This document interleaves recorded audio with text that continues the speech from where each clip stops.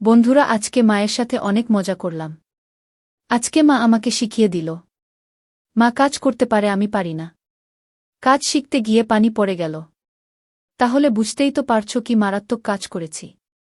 বন্ধুরা, গল্পটি ভালো লাগলে চ্যানেলটি সাবস্ক্রাইব করবা এবং পাশে থাকা বেল আইকনটি প্রেস করে দিবা। চলো কথা না বাড়িয়ে গল্পটা শুরু করি। মা, আমি না এলেই কি হতো না? না, হতো না। তোর ফুপু ফুপা কি ভাবতো? আর তোর বাবাও তো নেই। আর এসে তো তোর কোনো ক্ষতি হচ্ছে না গি। একরাশ হতাশা নিয়ে অদ্রিকা তার মা শাহানা বেগমের দিকে তাকিয়ে বলল, আমার ভালো লাগছে মা। মাথাটা ঘুরাচ্ছে। এই শরীরে আমাকে তোমরা বিয়ে বাড়িতে না আনলেও পারতে গু। এটা কি ধরনের কথা অদ্রি? একমাত্র ফুপুর ছেলের বিয়েতে আসবি না? আসব না সেটা বলিনি। কিন্তু শাহানা বেগম এ পর্যায়ে ভ্রু কুঁচকে বলল, বেশি কথা না বলে চুপচাপ শুয়ে থাক। এতটাও অসুস্থ না তুই। আমি একটু তোর ফুপুর কাছ থেকে ঘুরে আসি গু। অদ্রিকা মায়ের কথা শুনে চুপচাপ লক্ষ্মী মেয়ের মতো শুয়ে পড়ল। ইদানিং তার শরীরটা ভালো যাচ্ছে না। জ্বর, ঠান্ডা, শরীর ব্যথা, মাথা ঘোরানি, বমি বমি ভাবসহ আরও অনেক রোগ লেগেই আছে। অবশ্য এগুলো তো শরীরের রোগ, মেডিসিন নিলে ধীরে ধীরে ঠিক হবে। অথচ তার মনে যে রোগটা হয়েছে তার কি হবে, এটার জন্য কি কোনো মেডিসিন আছে? কটকটে সবুজ রং এর সিল্কের পাঞ্জাবি, চোখে মোটা ফ্রেমের গ্লাস পরে ছাদের এক কোনায় বসে আছে ইমতিয়াজ। মাথা ভর্তি চুলগুলো অগোছালো। বোঝাই যাচ্ছে তার সোজা সোজা চুলগুলো জেল দিয়ে খাড়া করে রাখার চেষ্টায় সে আজ ব্যর্থ। মৃদু বাতাসে তার সামনের কিছু চুল ফর্সা কপাল বেয়ে চশমার উপর এসে পড়ছে। গোল দুটো ছোট ছোট চোখ দিয়ে সে একমনে তাকিয়ে আকাশের সৌন্দর্য উপভোগ করছে। আর পুরো জোর দিয়ে সিগারেট শুষে নিচ্ছে। হঠাৎ পিছনে কারো উপস্থিতি টের পেয়ে পিছনে তাকিয়ে সিগারেটটা হাত থেকে ফেলে মুচকি হেসে বলল, কিছু বলবে মা? হ্যাঁ। তুই কি আখিকে একবার কল করে কথা বলতে পারবি? আখির কথা শুনে ইমতিয়াজের এর হাসি এক নিমিষে মিলিয়ে গেল। সে বিব্রত ভঙ্গিতে উঠে দাঁড়াতে দাঁড়াতে বলল, পারবো। নাম্বারটা না নিয়ে কোথায় যাচ্ছিস? হাঁটা থামিয়ে দিয়ে ইমতিয়াজ তার মা আয়েশা বেগমের দিকে তাকিয়ে বলল, মা, আমার ফোনে কথা বলাটা পছন্দ না আগে। আজ বাদে কাল ওর সাথে তোর বিয়ে। অথচ ওর সাথে একবারও দেখা করলি না তুই। অন্তত ফোনে কথাটা তো বলতে পারিস। বিয়ের পরেই না হয় একবারে কথা বলবো। একটা আন্ডারস্ট্যান্ডিং এর ব্যাপার আছে ইমতি। সব বিষয়ে এমন উদাসীন হলে চলে না গি। তুমি দেখে শুনেই ঠিক করেছ। নাম্বারটা দাও। নাম্বারটা একটি কাগজে লিখে এনেছিল আয়েশা বেগম। ছেলের হাতে কাগজের টুকরোটা দিয়ে দীর্ঘ নিঃশ্বাস ফেলে ছেলের গমন পথে তাকিয়ে রইল আয়েশা বেগম। ঢাকার মাঝে নিজস্ব বিশাল এক ৮ তলার বাড়িতে স্বামী সন্তান নিয়ে বসবাস করে সে। এই যুগে ঢাকা শহরে নিজস্ব বাড়ি থাকা মানেই অনেক কিছু। অবশ্য তাদের শুধু এখানেই না, গ্রামেও ২টা বিশাল বিশাল বাড়ি আছে। টাকা পয়সার অভাব নেই বললেই চলে। কোনো দিন টাকার অভাব কি সেটা বুঝতে ও দেয়নি তার স্বামী আফজাল সাহেব। পরশু তাদের ছোট ছেলে ইমতিয়াজের বিয়ে। এটাই তাদের বাড়ির শেষ বিয়ে। তার বড় এক ছেলে আর মেয়ের বিয়েটাও সেরে ফেলেছে এর মাঝে। শেষ বিয়ে হিসেবে তেমন একটা হইচই অবশ্য হচ্ছে না। পুরো বাড়ির বাইরে আলোকসজ্জায় ভরে আছে। অথচ বাড়ির ভেতরটা কতটাই না নির্জন। অবশ্য যার বিয়ে তার নিজেরই মনে কোনো হইচই নেই, প্রফুল্লতা নেই। সেখানে বাড়ির অন্যজন আর কি করবে? আয়েশা বেগম যখন এসব একমনে ভাবছিল ঠিক তখনই শাহানা বেগম তাকে ডাকতে ছাদে এলো। আয়েশা বেগমরা 2 ভাই বোন। তার ছোট ভাই আজিজ সরকার গ্রামের একটা স্কুলের মাস্টার। ইমতিয়াজের বিয়েতে যে তারাও এসেছে এটা একদম ভুলে গিয়েছিল আয়েশা বেগম। কিন্তু তার ছোট ভাইয়ের স্ত্রী শাহানাকে দেখে মনে পড়ল তার। অনেকটা কেঁপে উঠেই বলল সে, কখন এসেছ তোমরা? জিবি আপা, কিছুক্ষণ হলো। মেয়েটার শরীর একদম ভালো না আপা। আসতেই চাইতেছিল না। জোর করে আপনার ভাই নিয়ে এসেছে। তার একটাই কথা, ভাগনের বিয়েতে কি দেরি করে এলে হয়? আরে এখানে দেরির কি হলো আপা বলেন তো?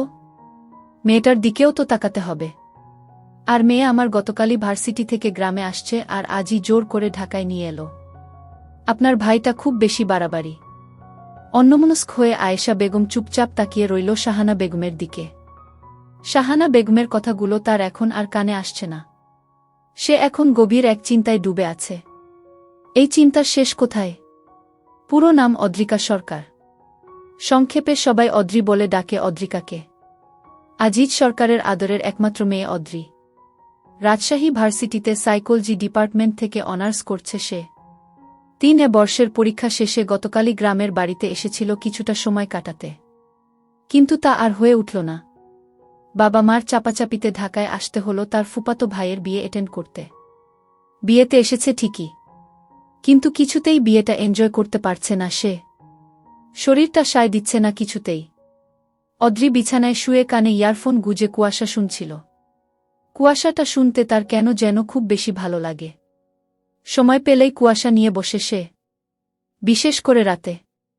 হোস্টেলে থাকতে অদ্রি আর শেফা মিলে আলো বন্ধ করে কাঁথার মাঝে মাথা ঢুকিয়ে ফুল সাউন্ড দিয়ে চুপচাপ কুয়াশা শোনে।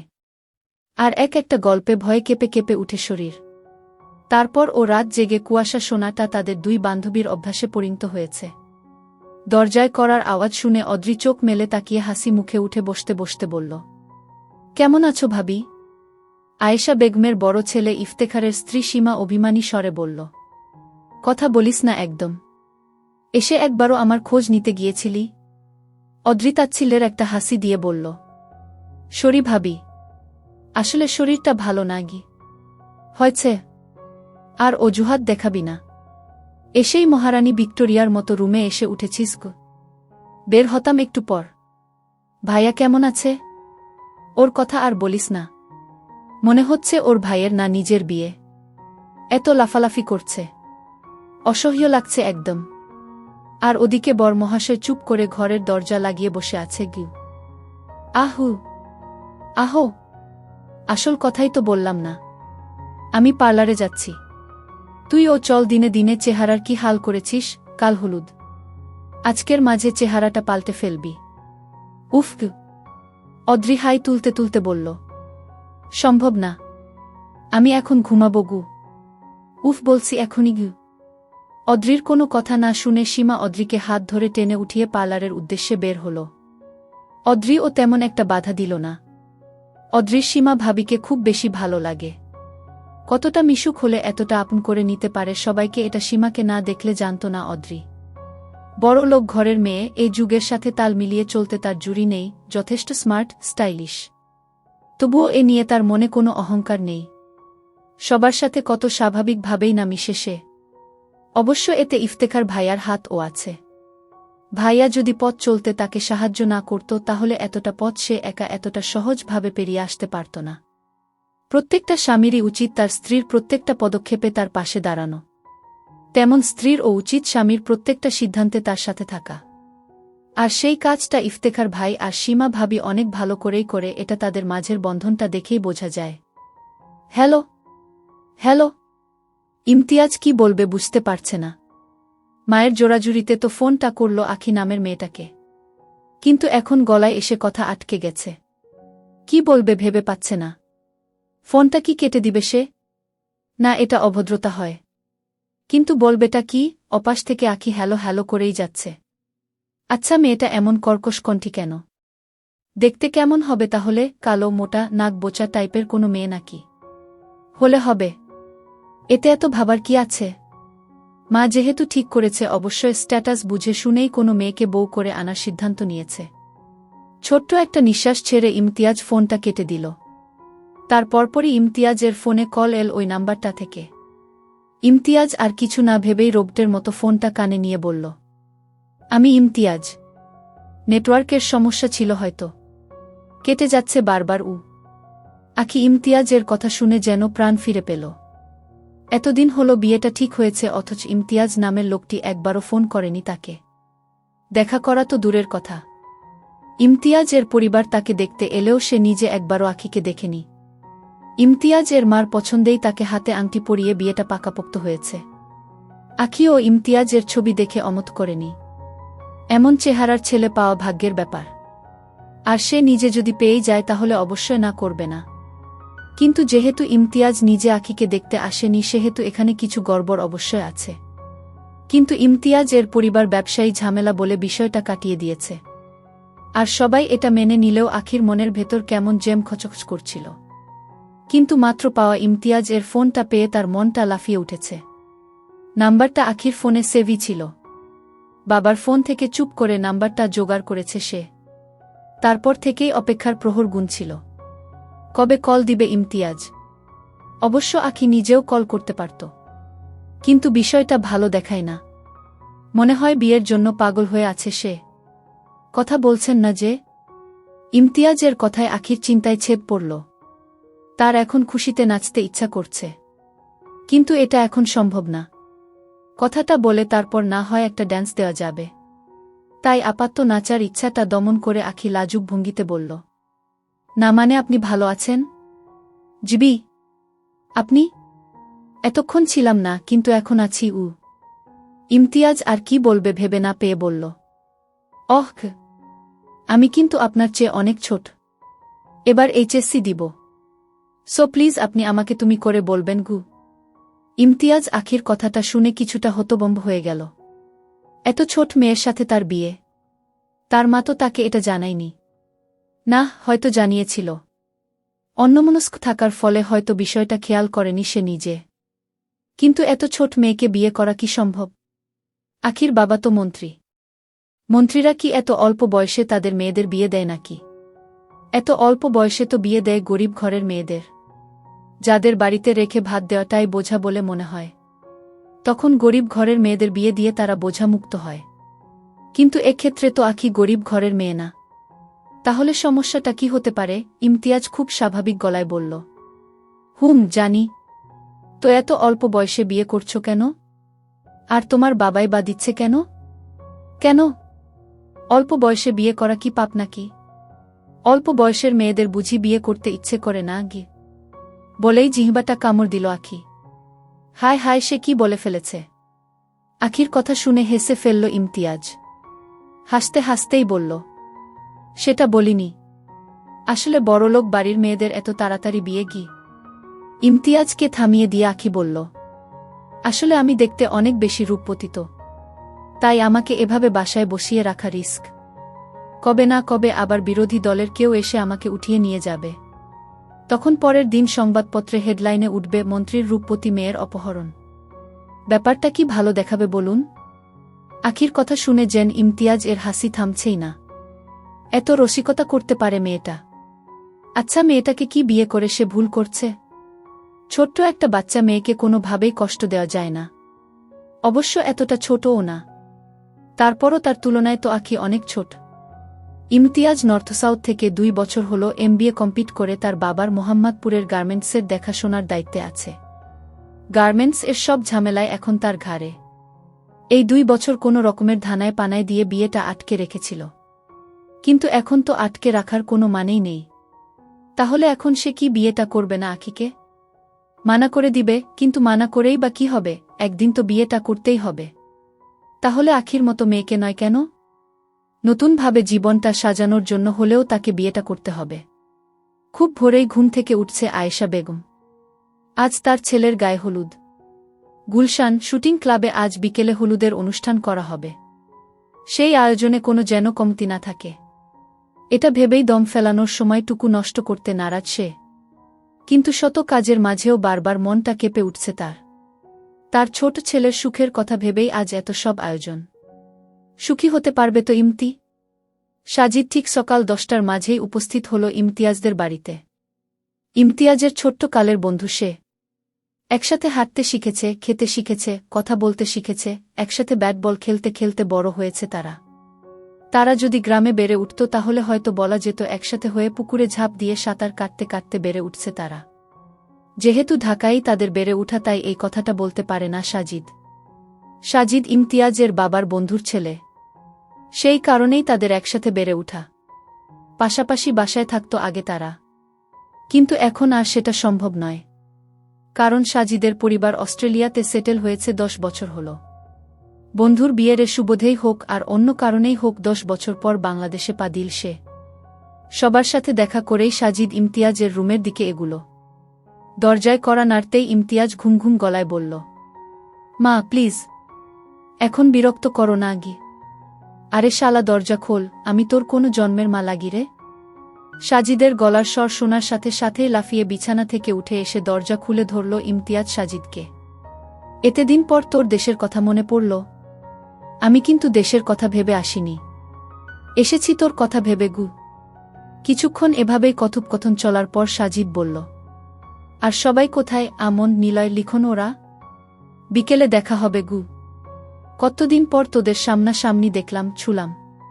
এত ভালো লাগছে সেটা বলার মতো না। হুদা অস্ট্রেলিয়া। এতদিন ভিডিও কলে কথা হয়েছে। তোদের ধরতে পারিনি, একসাথে কিছুক্ষণ বসে আড্ডা দিতে পারিনি গি। ইমতিয়াজ হালকা হেসে বলল, সিগারেট ধরাবি? দেখি।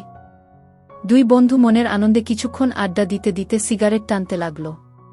এক পর্যায়ে সাজিদ বলল, সবাই কি চলে এসেছে? শুধু ইতি আপু আসেনি। হয়তো বিকেলের মাঝেই চলে আসবে গি। ইতি আপুরা কোথায় থাকে এখন? সিলেট। তাহলে মোটামুটি সবাই এসেছে। ইমতিয়াজ ছোট্ট একটা নিঃশ্বাস ছেড়ে বলল, তোর যে মামা ছিল সে এসেছে? হ্যাঁ গু। তোর যে একটা মামাতো বোন ছিল? হ্যাঁ, আছে তো। নামটা যেন কি? হ্যাঁ, অদ্রিকা। রাইট। অদ্রিকু। চল তো দেখা করে আসি। সবার সাথেই দেখা হয়েছে গু। তুই যা, আমি একটু ঘুমাবো গু। সাজিদ উঠে দাঁড়িয়ে চোখ মেরে বলল, ঘুমাও বেটা ঘুমাও। কাল থেকে তো আর ঘুমাইতে পারবা না। ভাবির স্পর্শে তোমার ঘুম হারাম হয়ে যাবে। শেষ ঘুমটা ঘুমিয়ে নাও। অদ্রির গলার স্বর ঠান্ডা, মিষ্টি। সাধারণ কথা শুনতেও কি দারুণ লাগে। তার বাবা আজিজ সরকারের মতো তার আঞ্চলিক কোনো সুর নেই। অদ্রি কিছুটা জড়তা নিয়েই কথা বলছে সাজিদের সাথে। অচেনা একটা লোকের সাথে আর কিভাবেই বা কথা বলবে। আচ্ছা, এখানে সীমা ভাবি থাকলে কিভাবে কথা বলতো? নিশ্চয় তুমি করে ডেকে কয়েক সেকেন্ডের মাঝেই পরিচিত হয়ে উঠত দুজনে। মানুষকে কিছু আশ্চর্য গুণ দিয়ে তৈরি করে। তার মাঝের একটি গুণ ও কি তার মাঝে নেই? সাজিদ একমনে তাকিয়ে কথা বলেই যাচ্ছে অদ্রির সাথে। বেশ ফর্সা মেয়েটা, চেহারাটার কাটিং ও সুন্দর। অতএব রূপবতী নারীর তালিকায় তাকে ফেলা যায়। চেহারাটায় এক ধরনের স্নিগ্ধতা আছে অদ্রির মাঝে। কিন্তু চোখটা দেখে কেমন যেন লাগছে। চোখটা ফোলা ফোলা, চোখের নিচে কিছুটা কালিও জমেছে। মেয়েটা কি অসুস্থ নাকি কান্নাকাটি করেছে ভাবতেই সাজিদের বুকটা কেঁপে উঠল। কিন্তু সেটা প্রকাশ না করে সাজিদ বলতে শুরু করল, বিরক্ত হচ্ছ না তো? না গি, আসলে পরিচিত হতে এলাম। ছোটবেলায় কত গিয়ে থেকেছি ইমতিয়াজের সাথে তোমাদের বাসায়। মনে আছে তোমার? অদ্রির প্রচণ্ড অস্বস্তি লাগছে। সেটা তার চেহারাতেও সে ফুটিয়ে তুলেছে। তবুও লোকটার যাবার নাম নেই। এত কথা মানুষ বলে। তুই ছোটবেলায় আমাদের বাড়িতে গিয়েছিস, ভালো করেছিস। আমাদের উদ্ধার করেছিস, এখন ফোট। কথাটা মনে মনে বললেও অদ্রি সাজিদের দিকে তাকিয়ে বলল, মনে নেই গু। তোমার কি শরীরটা খারাপ? চোখটা কেমন যেন দেখাচ্ছে। অদ্রির ইচ্ছা করছে সাজিদ নামের লোকটার মুখে কিছু দিয়ে বাড়ি দিয়ে তার বোচা মুখটা ভোতা বানিপয়ে দিতে। এমনি মাথার ব্যথায় কুল পাচ্ছে না সে। তবুও মুখে কিছুটা হাসি ফুটিয়ে বলল, না, ঠিকই আছি গু। তাহলে চোখের নিচে কালি পড়েছে কেন? শোষা ঘষবা। দেখবা চোখের নিচের কালিটা আর নেই গু। এ পর্যায়ে অদ্রি কিছু না ভেবেই বিরক্ত ভঙ্গিতে বলল, আপনার গায়ের রংটা তো শ্যামলা। আপনি নিজেই শেষার ট্রিটমেন্টটা নিজের উপর চালাচ্ছেন না কেন? তাইলে আর আপনি শ্যামলা থাকতেন না, ফর্সা হয়ে যেতেন। এতটুকুতেই থেমে আবার মনে মনে সাজিদের চোদ্দগুষ্টি উদ্ধার করতে লাগল অদ্রি। অদ্রির কথায় এখনও নিজেকে ধাতস্থ করতে পারছে না সাজিদ। সামান্য শেষার কথাটাতেই যে এভাবে রিয়াক্ট করে ফেলবে অদ্রি সেটা সাজিদের জানা ছিল না। তাই আর কথা না বাড়িয়ে উঠতে উঠতে বলল, আমার মনে হচ্ছে তুমি কিছু একটার উপর প্রচণ্ড ডিস্টার্ব। সময় নাও। আশা করি বিকেলের মাঝে নিজেকে আয়ত্তে আনতে পারবে। চলি কেমন? বিকেলে দেখা হবে গু। সাজিদ রুম থেকে বের হয়ে যেতেই স্বস্তির নিঃশ্বাস ফেলল অদ্রি। কিন্তু সেটা বেশিক্ষণ স্থায়ী হল না। এর মাঝেই তার মা শাহানা বেগম একটা শাড়ি হাতে তার রুমে এলো। তার দিকে শাড়িটা এগিয়ে দিয়ে বলল, বিকেলে এটা পরবি। সীমার একটু পর পার্লারের জন্য বের হবে। তোকে রেডি থাকতে বলছে গি। আদ্রি বিরক্ত মুখে বলল, আমি কোথাও যাচ্ছি না। আমার শরীরটা অসম্ভব খারাপ। কিছুক্ষণের জন্য গেলে কিছুই হবে না গি। বলেই রুম থেকে বের হয়ে গেল শাহানা বেগম। অদ্রির চিৎকার করে কাঁদতে ইচ্ছে করছে। সবাই যে যার নিজের সিদ্ধান্ত কেন শুধুই তার উপর চাপিয়ে দেয়। তার কি নিজের অস্তিত্ব নেই তার জীবনে? আখি বাসা থেকে পার্লারের উদ্দেশ্যে বের হয়েছে বেশ কিছুক্ষণ হল। জ্যামের কারণে এখনও পৌঁছাতে পারেনি। অন্যদিন গাড়িতে বসে বসে অপেক্ষা করাটা বিরক্তকর হলেও আজ কেন যেন হচ্ছে না। কাল রাতে সে তার হবু বর ইমতিয়াজের সাথে কথা বলেছে। বেশ খানিকক্ষণ কথা হয়েছে দুজনের। আর সেটার রেশ এখনও কাটেনি আখির। তার মাঝে যে একটা অদ্ভুত অনুভূতি কাজ করছে সেটা তার ভালোই লাগছে। উপভোগ করছে সময়টাকে সে। ইমতিয়াজ এর মতো হাজবেন্ড পাওয়া আসলেই ভাগ্যের ব্যাপার। আর কাল রাতে কিছুক্ষণ কথা বলেই বুঝতে পেরেছে আখি। তার চেহারার সাথে সাথে তার মনটাও অদ্ভুত সুন্দর। আচ্ছা, বিয়ের পর সে ইমতিয়াজকে কি বলে ডাকবে সে? তার মা তো তাকে ইমতি করে ডাকে। তাহলে আখিও কি ছোট করে ইমতি করে ডাকবে? হ্যাঁ, এটাই ডাকবে। জোছনার এক রাতে বলবে সে, এই ইমতি শুনছ? আমাকে আজ কোলে করে নিয়ে ছাদে চলো তো। একসাথে দুজনে জোছনা বিলাস করি। ভাবতেই আখির কান আর গালটা লজ্জায় কিছুটা লাল হয়ে গেল। সাথে সাথে অসম্ভব একটা ভালো লাগা দোলা দিয়ে গেল তার মনে। ফর্সা গোল মুখে তাকে দেখতে এখন ঠিক একটা বাঙ্গির মতো লাগছে। অদ্রি আয়নার সামনে দাঁড়িয়ে চুলটা আঁচড়াচ্ছিল। একটু পরেই শিলা ভাবির সাথে বের হয়ে পার্লারে যেতে হবে তাকে। হাজার বারণের পর ও তার এর থেকে নিস্তার নেই এটা খুব ভালো করেই জানে অদ্রি। তাই কোনো কথা না বলে চুপচাপ মাথা ব্যথা থাকা সত্ত্বেও উঠে তৈরি হতে শুরু করল অদ্রি। হঠাৎ পিছন থেকে একটা হাত এসে তাকে পেঁচিয়ে ধরল। চিৎকার করার আগেই ঘাড়ের উপর গরম একটা নিঃশ্বাস পড়ল। এই নিঃশ্বাসটা তো অদ্রির অচেনা নয়।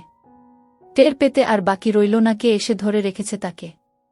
নিঃশ্বাসটা ক্রমে আরও উপরের দিকে উঠতে শুরু করল। কানের কাছে এসে থামতেই ফিসফিসে গলায় বলল, এত নিখুঁত অভিনয় তুমি কিভাবে করো অদ্রি? রেজিস্ট্রি পেপারে সাইন করার সময় নামটাতে আমি ভালো করে চোখ বুলালাম। নাম সাবিহা ফেরদৌসী। গুটি গুটি অক্ষরে বাঁকানো হাতের লেখা। আমার হৃদয় তখন লক্ষ কোটি গুণে কাগুপো ছিল। গলা শুকিয়ে বুক ব্যথার মতো করছিল। বাবার উপর রাগে আমি অস্থির হয়ে নিজের রুমে এসে বসলাম। ঘরে এসে দেখি খুবই অপ্রস্তুতভাবে সাবিহা দাঁড়িয়ে। সাবিহাকে আমি যখন দেখি আমার চক্ষু ছানা বড়া। বুকের ভেতর প্রচণ্ড ধাক্কা লাগল। নিজেকে সামলে নিয়ে বিছানায় বসলাম। বাবার কথাই ঠিক। সাবিহা দাদুমার ইয়াং কপি। আমি তো মুখ ফসকে বলেই ফেললাম, দাদুমা টু। সাবিহা মেরুন জর্জেটের একটা শাড়ি পরে আছে। ড্রেসিং টেবিলের টুলটাতে আমার সামনে গুটিসুটি মেরে বসল। কাপা গলায় বলল, আমার পড়াশোনার খরচটা শুধু দিয়ে দিয়েন আপাতত। কোনো কোম্পানিতে ঢুকতে পারলেই আমি শোধ দিয়ে দিব। আমি জানি এই বিয়েটা আপনার কাছে কোনো বিয়ে নয়, হয়তো আমার কাছেও নয়, তবুও it's a chance for me, boundary chance. আমি কি কাছে আসব আপনার? এক নিঃশ্বাসে কথাগুলো বলেই সাবিহা শাড়ির আঁচলটা আরও গায়ে টেনে ধরল। ওর কথা আমি ঠিক শুনলাম না। আমার চোখ ধাঁধিয়ে গেছে ততক্ষণে। আমি অপলক দৃষ্টিতে তাকিয়ে রইলাম। একটু ভাঙ্গা চেহারায় কোনো মেকআপ ছাড়া, সেন্টার সিথি করে সাদামাটা চুল আঁচড়ানো। পেছনে একটা হাত খোপা করে তাতে ঘোমটা আটকে দেওয়া হয়েছে। গলায় কানে ভারী স্বর্ণের একগাদা গহনা। কানের দুলটাও ঠিক নেই, টুইস্টেড। ফর্সা চিকন হাতে কালো বেল্টের ছোট্ট ডায়ালের ঘড়ি। তার আশেপাশে অনেক গাছি চুড়ি।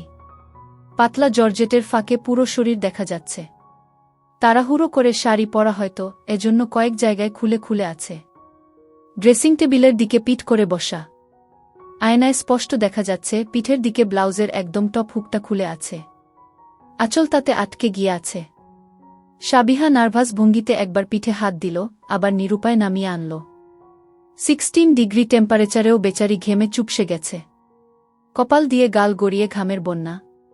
একটু এলোমেলো সাজগোজের, একটু নার্ভাস আর বড্ড সাদামাটা। বড় বড় চোখের সেই অনিন্দ সুন্দরী সাবিহাকে দেখে বাবার হাতে খাওয়া সারা জীবনের কানমলা আমার সার্থক মনে হল। সারা জীবন নিষ্ঠুর ভেবে আসা বাবাকে আজ বড় ভালো লাগল। আমার সদ্য হুট করে পাওয়া বুকে দেখে আমি বাবাকে মনে মনে ধন্যবাদ দিতে থাকলাম। আচ্ছা, দাদুমা কি এত ফর্সা ছিলেন? না, অতটাও না। আমার তাকানোতে সাবিহা আরও বিব্রত হয়ে বলল, আপনি ব্রেকফাস্ট করেই তো চলে যাবেন। পরীক্ষা আছে নাকি? এখনও তো সময় আছে, আমি কি বিছানায় আসব? কথাটা বলেই সাবিহা ফ্লোরে বসে পড়ল। ভয়ে যেন সে কুঁকড়ে যাচ্ছিল। মনে হচ্ছিল ফাঁসির দণ্ডে দণ্ডিত হয়ে আছে সে, কেবল আমিই তাকে মওকুফ করতে পারি, একমাত্র আমি। তার বোধহয় ধারণাই ছিল বিয়ে করলেই কাছে আসার কথা বলতে হয়, এই যেমন বাড়িতে আসা অতিথিকে আমরা চা কফি অফার করি সেরকম বিয়ের রাতেও বরকে অফার করা। মেয়েদের ব্যাপারে আমি সবসময় সাবলীল। সাবিহার নার্ভাস ভঙ্গিতে বুঝতে পারছিলাম কথাগুলো ও শুধু বলার জন্যই বলছে। ভেতরে ভেতরে ও আসলে ভাবলেশহীন। এমনকি ভালো করে আমার দিকে তাকাচ্ছিলও না। আমি এগিয়ে গিয়ে সাবিহার হাত ধরে টেনে তুলে নিয়ে বললাম, পানি খাবেন? সাবিহা মাথা নাড়ল।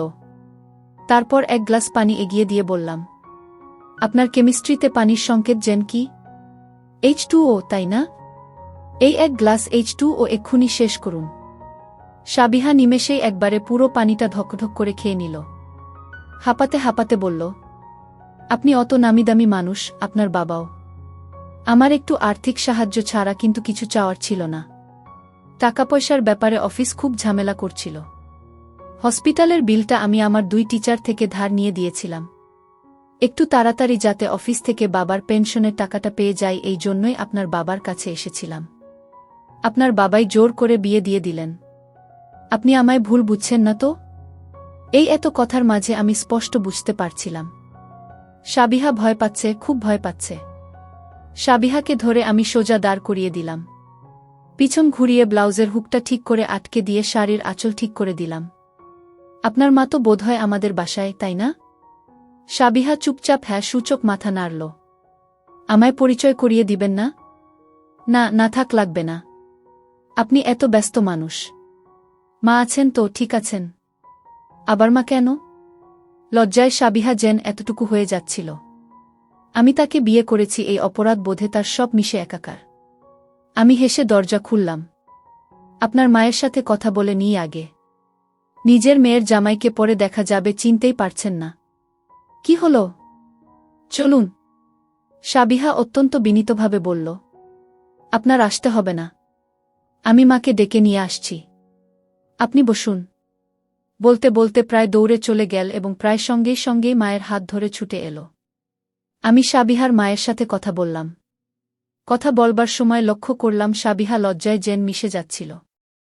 মা চলে যেতেই সাবিহা আবারও ধরা গলায় বলল, মা আপনাকে ভয়ে সালামি দেননি। অত কম টাকা? আপনি কত বড় লোক মানুষ। সাবিহার কথা শেষ হবার আগেই আমি দরজা বন্ধ করে দিলাম। সাবিহা ইচ্ছে করেই যেন আবার ফ্লোরে বসল। আমি ওর কাছে গিয়ে ফ্লোরেই বসলাম। সাবিহা সরে বসল একটু, আমিও আরও সরে বসলাম। এবার সাবিহা সরতে গেলে হাত চেপে ধরে বললাম, এই এখানটায় পাশে বসুন আমার। সাবিহা অবাক চোখে তাকালো আমার দিকে। দিশেহারা ভাবে বলল, ফরিদপুর থেকে সারাদিন জার্নি করে এসেছি। ঘামের গন্ধ টন্ধ যদি লাগে আপনার। আমি আসলে জানতাম না তো বিয়ে। এখানে এসেই শুনলাম বিয়ের ব্যাপারে। আপনার সাথে এক ঘরে দেওয়া হবে বুঝিনি। চোখে মুখে তার রাজ্যের অসহায়ত্ব। আমি হেসে ফেললাম। সাবিহার মুখটা তুলে ধরে নিয়ে আমার দিকে ফেরালাম। আমার কি যে হলো তখন? সাবিহা শক্ত হয়ে আছে। আমি শক্ত করে ধরে ওকে। এতে যেন ও আরও জমে গেল ভয়ে। যেন একটা দিতেই সাবিহা ঘেয়েও মাগো ই বলে চিৎকার দিয়ে স্টান দাঁড়িয়ে গেল। থরথর করে কাঁপছে ও। আমি হাতটা ধরে টানতেই কেঁদে ফেলল। আমি গভীর আকুলতায় জড়িয়ে ধরলাম। ফিসফিস করে বললাম, সরি। ভয় পাওয়ার তো কিছু নেই। চুলের খোপাটা খুলে দিতেই সে কেঁপে উঠল ভীষণ। আমি আদরে ভালোবাসায় চুলে আঙুল বুলিয়ে বললাম, আমি তোমার সাথেরই একজন। এত কেন ভয় পাচ্ছ? তুমি আমাকে সব বলতে পারো তো। এখনই শিওর না হলে বলো। সাবিহা তাও নিঃশব্দ। ব্যাকুল হয়ে কাঁদছে সে। মেয়েদের কাছে কোনো কালেই আমার জড়তা ছিল না। খাবার মতো একটা নরমাল ব্যাপারে কোনো মেয়ে যে ভয় পায় তা আমি জানতাম না। আমার ক্ষেত্রে মেয়েরা বরং বেশি আগ্রহী। কিন্তু সেদিন সাবিহার অনুভূতিহীন পাথর শরীর দেখে আমি থমকে গিয়েছিলাম। পরক্ষণেই নিজেকে সামলে নিয়ে আমি বাথরুমে চলে এলাম। বাথরুম থেকে বেরিয়ে দেখি সাবিহা ঠিক আগের জায়গাতেই দাঁড়িয়ে। পিঠময় খোলা চুল, আঁচল গড়িয়ে মাটিতে। কাঁদতে কাঁদতে গালমায় কাজল লেপটে গেছে। শাড়ির সব কুচি মুঠো করে ধরে দাঁড়িয়ে। আমি অবাক হয়ে বললাম, তুমি দাঁড়িয়ে যে? কি হয়েছে? আপনি তো যেতে বলেননি। চলে যাব? আমার নিজের উপর প্রচণ্ড রাগ হল। শত শত মেয়ের হার্টথ্রোব আমি, অথচ যাকে কিনা আমি বিয়ে করে এক দেখায় প্রেমে পড়ে গেলাম, আদর করতে চাইলাম, সে কিনা আমায় জমের মতো ভয় পাচ্ছে। এর কারণ কি? আমি কি ডাকাত, দস্যু? একটু ধমকের স্বরেই বললাম। নিজের বুদ্ধি বলতে কি কিছু নেই? যেতে বলিনি বলে রয়ে যেতে হবে? সাবিহা খোঁড়ানোর ভঙ্গিতে বেরিয়ে যেতে লাগল। ওরকম হাঁটছ কেন? মিনমিনে গলায় পেছনে না তাকিয়ে সাবিহা বলল। শাড়ি খুলে গেছে। সেলোয়ারের উপর গুজে পড়েছিলাম তো, নাড় ছিঁড়ে গেছে।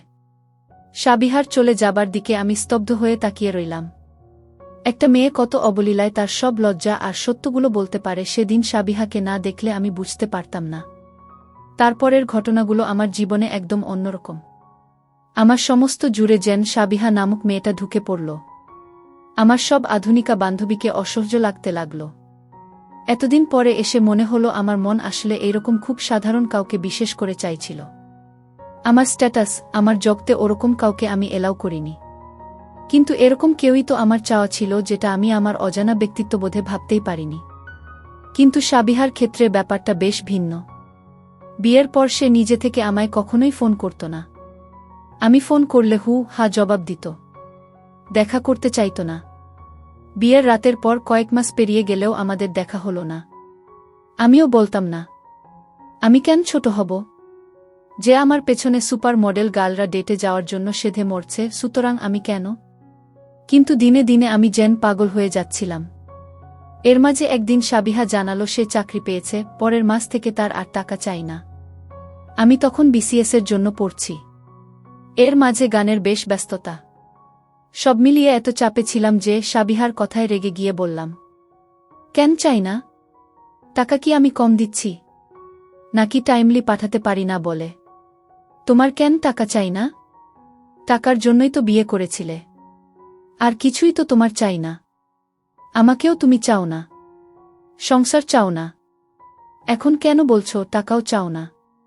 আমার জীবন শেষ করে দিয়ে বলছো টাকাও চাই না। সাবিহা কাঁদতে কাঁদতে ফোন রেখে দিল। সপ্তাহ পার হয়ে গেল। সাবিহার কোনো ফোন কল নেই, খবর নেই। বাধ্য হয়ে বাবাকে বললাম সাবিহাকে বাসায় আসতে বলতে। বাবা জানালেন ওর এক্সাম চলছে, পরে আসবে। রাগে আমার মাথা যেন কাজ করছিল না। আমি মেসেজ করে পাঠালাম, পরীক্ষার জন্য আসলে না তো? বেশ, আর কখনো আসতেও হবে না। পরীক্ষা দিয়ে কোনো চুল ছিঁড়ো দেখব আমি। I will finish you. Reply এলো, কেন আসব? দরকার আছে আপনার? আমার ভেতরটা ভেঙে গেল। লিখলাম, আসো, কাজ আছে গু। পরের দিনই বাবা ফোন করলেন। বললেন সাবিহা এসেছে। আমি যাতে বাসায় যাই। লজ্জায় আমার মাথা কাটা যায় অবস্থা। বাবাকে রাগ দেখিয়ে বললাম, আমি আসতে পারবো না। ছুটি নেই। সাবিহাকে চলে যেতে বলো। কিন্তু ঠিকই রাতের ট্রেনেই বাসায় রওনা হলাম।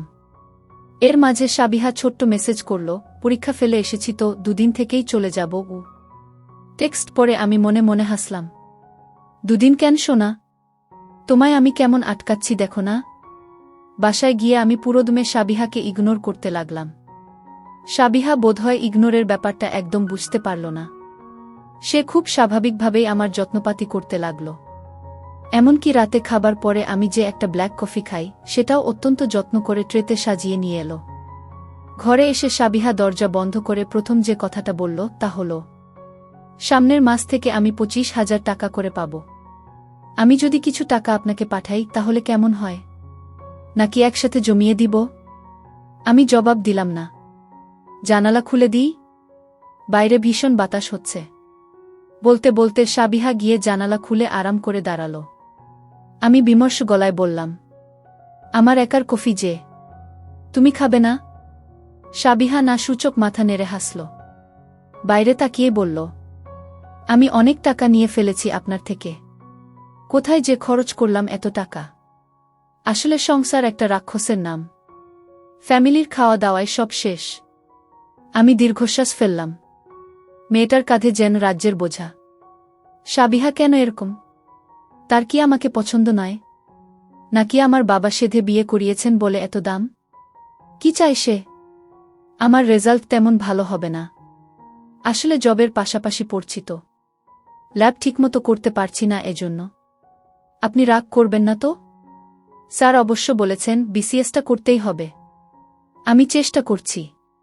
কোচিং জয়েন করেছি। সন্ধ্যা 7টায় ক্লাস করি।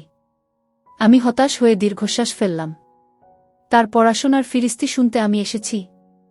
এই মেয়েকে কাছে পাওয়ার জন্য আমি এমন ছুটে এসেছি। এই জন্য?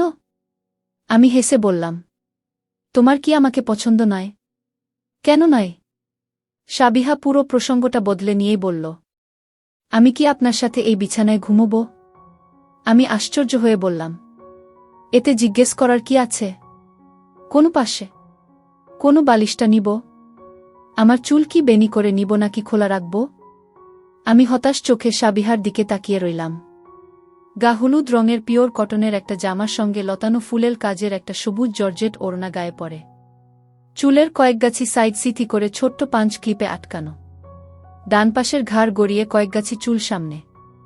কানে সাদা মুক্তোর লম্বা দুল। নাকের উপর ঘামের বিন্দু চকচক করছে। এত স্নিগ্ধ কি আসলেই কারো মুখ হয়? সাবিহা একমনে মাথা নিচু করে তাকিয়ে টেবিলে নখ ঘষছে। আমি হালকা গলা ঝাড়ি দিয়ে বললাম, তুমি কি আমাকে ভয় পাও? সাবিহা জবাব দিল না। স্বামী স্ত্রী হয় বন্ধুর মতো। এতে কোনো ভাগাভাগি নেই, অনুমতির বালাই নেই, এখানে কেউ কারো অথরিটি নয়। জানো তো? সাবিহা তাও জবাব দিল না। আমি এত ব্যস্ততার মাঝেও যখন ভাবি তোমার মতো কেউ আমার সারা জীবনের বন্ধু, আমার মন ভালো হয়ে যায়। অথচ তুমি, why are you so uneasy? অন্য কাউকে ভালোবাসো? Are you in any affair? Sabiha রোবটের মতো হেঁটে এসে বিছানায় বসল। জোর গলায় বলল, আপনাকে ভয় করে আমার? সাধারণ কোনো ছেলে আমার স্বামী হলে ভালো হতো। আপনার জন্য আমি ঠিক নই। আমি সাবিহাকে জাপটে ধরলাম। ফিসফিস করে বললাম, আমি কি করলে তুমি বুঝবে তুমিই আমার জন্য সবথেকে বেশি ঠিক হয়েছ? কি করলে? বলেই আমি। সাবিহা জবাব দিল না। আমি ডাকলাম। আবার সাবিহা জবাব দিল না। পুরো নিথর সে। একই বেহুশ হয়ে গেছে নাকি? Hello Sabiha, hello. আমি স্পষ্ট বুঝতে পারলাম সাবিহা বেহুশ হবার ভান করে আছে, আমি তো চিন্তিত হবার ভান করলাম। একজন চিকিৎসক হিসেবে যা যা করার দরকার আমি করলাম। সাবিহাকে লম্বা করে বিছানায় শুইয়ে দিলাম। সে পুরো নিস্তেজ শুয়ে রাত কাটিয়ে দিল। আমার নির্ঘুম সারারাত কাটল বারান্দায় বসে। জীবনের সবথেকে কঠিন সময় মনে হচ্ছিল এটা।